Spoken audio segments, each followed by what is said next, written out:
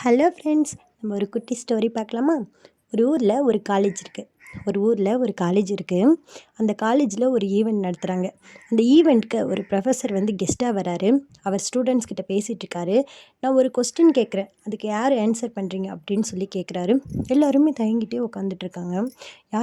யாருமே எந்திரிக்கலை.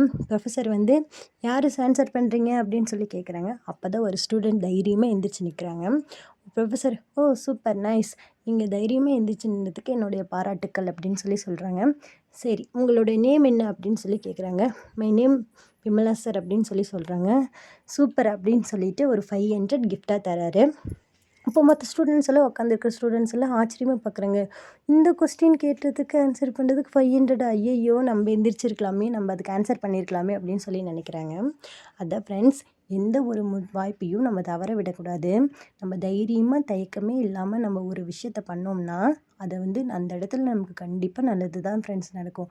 எந்த ஒரு விஷயத்துக்கும் தயக்கமும் படாதீங்க, தைரியமாக இருங்க ஃப்ரெண்ட்ஸ். தேங்க்யூ.